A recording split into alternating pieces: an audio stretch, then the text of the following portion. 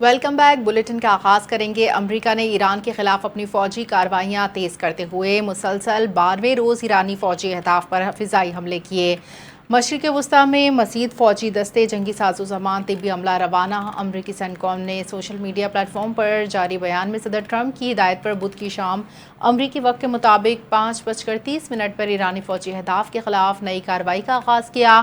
ان حملوں کا مقصد ایران کے علاقائی سمندری راستوں سے گزرنے والے تجارتی جہازوں، شہری بحری آمد و رفت کو خطرے میں ڈالنے کی صلاحیت کو کمزور کرنا ہے۔ ایران عراق کے درمیان واقع شلامچہ سرحدی گزرگاہ کے قریب ایک علاقے کو امریکی حملے کا نشانہ بنایا۔ حملے کی تصاویر جاری نہیں کی، نقصان کی تفصیلات کے بارے میں معلومات فراہم نہیں کی۔ ایرانی وزیر خارجہ عباس اراغچی نے امریکی صدر ڈونلڈ ٹرمپ کے رد عمل میں کہا کہ ایران کے خلاف کسی بھی جارحیت کا بھرپور جواب دیا جائے گا۔ ایران کے وزیر خارجہ عباس اراغچی نے ایک بار پھر واضح کیا کہ ایران اپنی سرزمین پر ہونے والے کسی حملے کا جواب ضرور دے گا۔ ایران یا اس کے بنیادی ڈھانچے کے خلاف جارحیت کا فیصلہ کن جواب دیا جائے گا۔ ایکس پر انہوں نے کہا کہ کسی قسم کی جارحیت میں معاونت کرنے والے فریقوں کو جائز ہدف تصور کیا جائے گا، جبکہ ڈونلڈ ٹرمپ نے امریکی فوج کو ایران پر جہنم کے دروازے کھولنے کا حکم دیا ہے۔ یمن کی حوثی اکثریتی جماعت انصار اللہ نے دعویٰ کیا ہے کہ سعودی عرب کے 2 آئل ٹینکرز کو نشانہ بنایا۔ انصار اللہ کی جانب سے بیان میں کہا کہ نشانہ بنائے جانے والی سعودی آئل ٹینکرز نے گروپ کی جانب سے عائد کردہ بحری ناکہ بندی کی خلاف ورزی کی۔ سعودی خبر رساں ایجنسی کے مطابق بحر احمر میں سفر کے دوران سعودی ملکیت والے جہاز کو نشانہ بنایا۔ اگلے حصے میں آگ بھڑک اٹھی، تاہم عملہ محفوظ رہا۔ سعودی عرب کے ساحل الشفیقی کے 70 ناٹیکل مائل دور جہاز میں آگ لگنے کی اطلاع ملی۔ ٹینکر کے کپتان کے مطابق میزائل لگنے سے آگ لگی۔ واضح رہے کہ کچھ روز قبل یمن کے حوثی تنظیم انصار اللہ نے سعودی عرب کی بحری ناکہ بندی کا اعلان کیا تھا۔ عرب ممالک کی تنظیم خلیج تعاون کونسل نے ایران یمن کے حوثی گروپ پر خطے کی سلامتی، عالمی بحری تجارت کو خطرے میں ڈالنے کا الزام عائد کرتے ہوئے عالمی برادری سے کارروائی کا مطالبہ کیا۔ اقوام متحدہ کی سلامتی کونسل کے اعلیٰ سطحی اجلاس میں جی سی سی کے سیکرٹری جنرل جاسم محمد البدیوی نے کہا، ایران کی جانب سے خلیجی ممالک پر بیلسٹک میزائلوں، ڈرون حملوں کے ساتھ حوثیوں کی طرف سے باب المندب اپنائے کو بند کرنے کی دھمکیاں عالمی امن کی خلاف ورزی ہیں۔ ایران کی یہ اقدامات بین الاقوامی قانون، اقوام متحدہ کے چارٹر کی خلاف ورزی ہے۔ عالمی برادری کو فوری نوٹس لینا چاہیے تاکہ بین الاقوامی قوانین، بحری راستوں کی آزادی اور بنیادی ڈھانچے کا تحفظ یقینی بنایا جا سکے۔ امریکہ نے ایران کے خلاف ممکنہ کارروائی کے پیش نظر مشرق وسطی میں خصوصی فوجی دستوں کی تعیناتی شروع کر دی۔ امریکہ نے مشرق وسطی میں مزید فوجی دستے، طبی عملہ، اسلحہ بھیجنا شروع کر دیا۔ صدر ڈونلڈ ٹرمپ کو ایران کے خلاف ممکنہ کارروائی کے لیے مضبوط فوجی آپشنز فراہم کیا جا سکے۔ گزشتہ ایک ہفتے کے دوران امریکی اسپیشل آپریشنز فورسز نے ملکی اڈوں سے مشرق وسطی پہنچ چکی فلائٹ ٹریکنگ ڈیٹا امریکی حکام بھی پیش رفت کی تصدیق کرتے ہیں۔ لڑاکا طیاروں کے اسکواڈرن مشرق وسطی کے مختلف مقامات پر تعینات۔ امریکہ برطانیہ کے فوجی اڈوں پر بمبار طیاروں کو ہائی الرٹ رکھا تاکہ ضرورت پڑنے پر فوجی کارروائی کی جا سکے۔ کویت نے دعویٰ کیا ہے کہ اس کے فضائی دفاعی نظام نے ایرانی ڈرون حملوں کا بروقت جواب دیتے ہوئے ناکام بنانے کے لیے کارروائی کی۔ کارروائیاں ایران کی جانب سے جارحیت کے بعد کی۔ کویتی فوج کی جانب سے بیان میں کہا کہ فضائی دفاعی نظام مکمل متحرک ہے۔ مختلف علاقوں میں سنی جانے والی دھماکوں کی آوازیں فضائی دفاعی نظام کی جانب سے حملہ اور ڈرونز کی نشانہ بنانے کے نتیجے میں آئی۔ اقوام متحدہ کی سلامتی کونسل میں بھارتی نمائندے کے بیان پر پاکستان کا حق جواب میں فرسٹ سیکرٹری انصار شاہ کا مؤثر رد عمل۔ انصار شاہ نے کہا کہ جناب صدر پاکستان بھارت کے گمراہ کن بیان کا جواب دینے کے لیے دوبارہ اظہار خیال پر مجبور ہوا۔ یہ حقائق کو مسخ کرنے کی کوشش ہے۔ فرسٹ سیکرٹری کا کہنا تھا کہ سب سے پہلے سنتاس معاہدے کی بات، اس معاہدے میں کہیں بھی نام نہاد معطل کرنے کی گنجائش نہیں۔ بھارت کا ایک طرفہ اقدام سراسر غیر قانونی ہے۔ اگست 2025 میں ثالثی عدالت نے فیصلے میں کہا کہ سنتاس معاہدہ تنازعات کے تصفیے طریقہ کار بدستور مؤثر قانونی طور پر لازم اور نافذ العمل ہے۔ پاکستان کی آبادی کو بھوک پانی کی قلت کا شکار بنانے کے اعلان کردہ مقصد کے تحت مشترکہ آبی وسائل کو سیاسی دباؤ کے ہتھیار کے طور پر استعمال کرنا بین الاقوامی قانون اور قانونی معاہدوں کی خلاف۔ نائب وزیر اعظم وزیر خارجہ اسحاق ڈار نے منیلا میں آسیان کے سیکرٹری جنرل ڈاکٹر کاؤ کم ہور نے ملاقات کی۔ ملاقات میں پاکستان آسیان نے تجارت، سرمایہ کاری، رابطہ سازی، عوامی روابط پر فروغ کیا۔ اسلام آباد میں وزارت خارجہ کے ترجمان نے بتایا کہ نائب وزیر اعظم اسحاق ڈار نے آسیان کے ساتھ پاکستان کے تعلقات میں وسعت دینے کے عزم کا اعادہ کیا۔ سیکرٹری جنرل نے پاکستان کی اسٹریٹجک محل وقوع معاشی صلاحیت کو سراہا۔ پاکستان آسیان کے درمیان مختلف شعبوں میں تعاون کے وسیع امکانات پر زور دیا۔ حالیہ علاقائی صورتحال میں پاکستان کے تعمیری کردار کو سراہا۔ استحکام اور پائیدار ترقی کے لیے سفارتی کوشش جاری رکھنے کی اہمیت پر زور دیا۔ آصف علی زرداری نے ملک بھر میں مانسون بارشوں اور ممکنہ سیلابی صورتحال کے پیش نظر وفاقی صوبائی مقامی اداروں کو ہائی الرٹ رہنے کی امدادی اور ریسکیو کارروائیاں تیز کرنے کی ہدایت جاری کی۔ صدر نے حالیہ بارشوں سے ہونے والے جانی مالی نقصان پر گہرے دکھ کا اظہار کیا۔ M D P T M اور دیگر متعلقہ اداروں کو مضبوط رکھنے کی ہدایت کی۔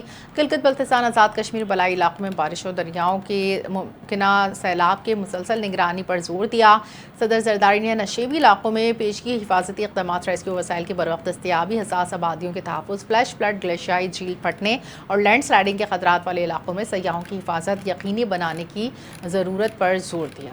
وزیر بحری امور جنید انوار چودھری نے بیجنگ میں China railway electrification engineering group company کے نائب صدر لیلی سے ملاقات کی، جس میں پاکستان میں ٹرانسپورٹ، بندرگاہ اور انفراسٹرکچر کے شعبوں میں تعاون بڑھانے پر تبادلہ خیال کیا۔ وزیر بحری امور نے کہا چین کے ساتھ ٹرانسپورٹ تعاون مضبوط بنایا جائے، جدید ٹرانسپورٹ نیٹ ورک قومی معیشت کو مستحکم، بندرگاہوں کی ترقی حکومت کی اولین ترجیح۔ انہوں نے کہا پائیدار انفراسٹرکچر سے علاقائی تجارت کو فروغ ملے گا۔ پاکستان چینی سرمایہ کاری کے لیے ہر ممکن سہولت فراہم کر رہا ہے، بہترین مواقع موجود ہیں۔ جنید انوار چودھری نے کہا اس عزم کا اظہار کرتے ہیں پاک چین تعاون سے بندرگاہی شعبہ نئی منزلیں طے کرے گا، بندرگاہوں کو اقتصادی راہداریوں سے مؤثر انداز میں جوڑا جائے گا۔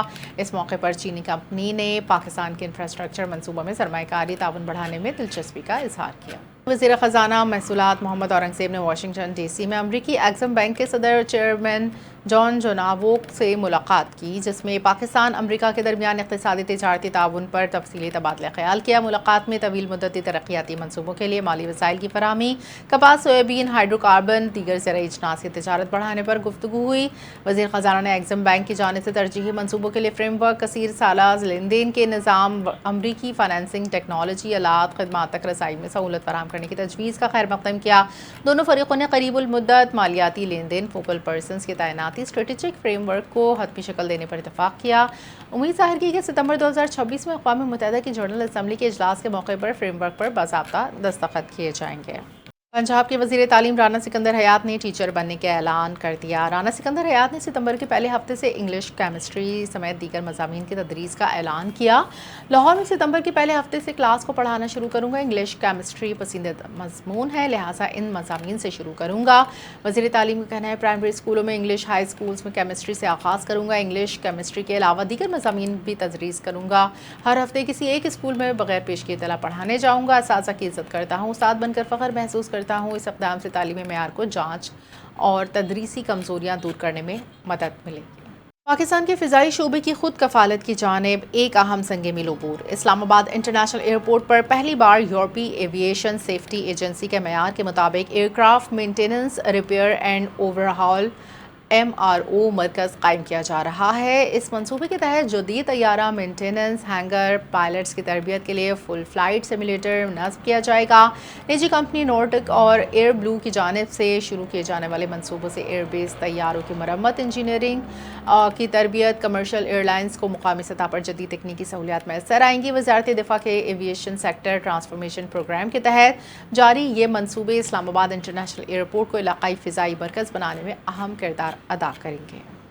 وزیر اعظم شہباز شریف نے جماعت اسلامی پاکستان کے جنرل سیکرٹری امیر العظیم کے انتقال پر گہرے دکھ کا اظہار کیا اور مرحوم کے لیے بلندی درجات کی اور اہل خانہ کے لیے صبر جمیل کی دعا کی۔ وزیر اعظم نے تعزیتی پیغام میں امیر العظیم کے بتایا کہ ایک صاحب بصیرت سیاستدان تھے جن کی سیاسی خدمات ہمیشہ یاد رکھیں گی۔ اللہ تعالیٰ اہل خانہ کو صدمہ برداشت کرنے کی توفیق دے اور مرحوم کے ساتھ بہترین معاملہ فرمائے۔ پاکستان میں کاروباری ماحول میں بہتری اور سرمایہ کاری کے فروغ کے باعث غیر ملکی سرمایہ کاروں کا اعتماد برقرار ہے۔ اسٹیٹ بینک آف پاکستان کے مطابق مالی سال 2025-26 کے دوران غیر ملکی سرمایہ کاری پر منافع کی منتقلی 2.31 ارب ڈالر تک پہنچ گئی، جبکہ صرف جون 2026 میں 151.4 ملین ڈالر بیرون ملک منتقل کیے۔ اسٹیٹ بینک کے اعداد و شمار کے مطابق مالیاتی توانائی، فوڈ، کمیونیکیشنز، تمباکو کے شعبے منافع کی منتقلی میں سر فہرست رہے۔ برطانیہ، چین، امریکہ سمیت مختلف ممالک کے سرمایہ کار پاکستان میں سرگرم رہے، جو ملکی کاروباری ماحول عالمی سرمایہ کاروں کے اعتماد کا مظہر ہے۔ بھارتی پولیس کی بربریت کے باوجود بھارت کے مختلف شہروں میں نوجوانوں کا احتجاج جاری۔ مودی حکومت کے خلاف دہلی کے بعد احتجاجی مظاہرے تمام بھارتی ریاستوں تک پھیل گئے۔ نوجوان تاحال سڑکوں پر موجود ہیں۔ تعلیمی نظام میں باضابطگیوں، پیپر لیکس، کاکروچ جنتا پارٹی کا بھارتی حکومت سے احتساب کا مطالبہ زور پکڑ گیا۔ بھارتی سیکیورٹی فورسز نے بدترین تشدد کے باوجود نوجوانوں نے مودی، امت شاہ، دھرمیندر پردھان کے استعفے کا مطالبہ کیا۔ وائرل ویڈیو کے مطابق نوجوان کیرالہ اور تمل ناڈو، گوا، گجرات، بہار، مغربی بنگال سمیت مختلف ریاستوں میں سڑکوں پر موجود ہیں۔ عالمی جریدہ الجزیرہ کے مطابق بھارتی نوجوانوں کی حمایت پر بھارتی اپوزیشن رہنما راہل گاندھی کو پولیس کی جانب سے حراست میں لیا۔ اپوزیشن رہنما کی گرفتاری کے خلاف طلبہ کے حق میں بھارتی سیاسی جماعتوں نے بھرپور احتجاج کیا۔ اپوزیشن رہنما پرینکا گاندھی نے بھارتی سیکیورٹی فورسز پر اپنے ہی شہریوں پر مظالم کو اشکار کرتے ہوئے کہا کہ طلبہ کو بے رحمی سے حملہ کیا۔ اپوزیشن رہنما، رکن بھارتی پارلیمنٹ ملکا راجن کھڑگے اور جنرل سیکرٹری کانگریس کے سی وینو گوپال نے کہا کہ بھارتی حکومت طلبہ کے ساتھ بربریت کر رہی ہے، ان کو استعفیٰ دے دینا چاہیے اور پرامن طریقے سے احتجاج کو بحال کیا۔ کراچی میں گرمی اور حبس برقرار ہے، جبکہ رات گئے ہلکی بارش کا امکان۔ محکمہ موسمیات نے شہریوں کو احتیاطی تدابیر اختیار کرنے کی ہدایت کر دی۔ موسم کی صورتحال جانتے ہیں سحر خان کی اس رپورٹ میں۔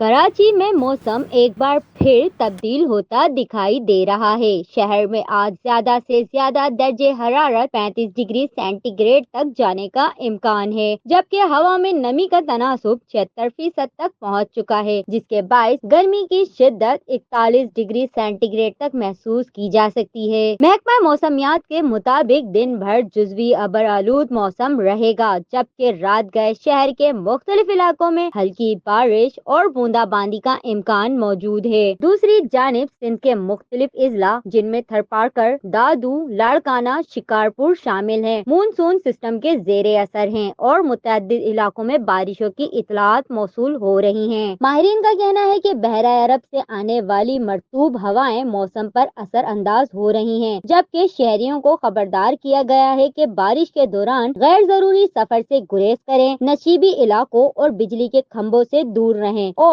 کسی بھی ہنگامی صورتحال میں متعلقہ اداروں سے فوری رابطہ کریں۔ کیمرہ ٹیم کے ساتھ سحر خان، NTN نیوز، کراچی۔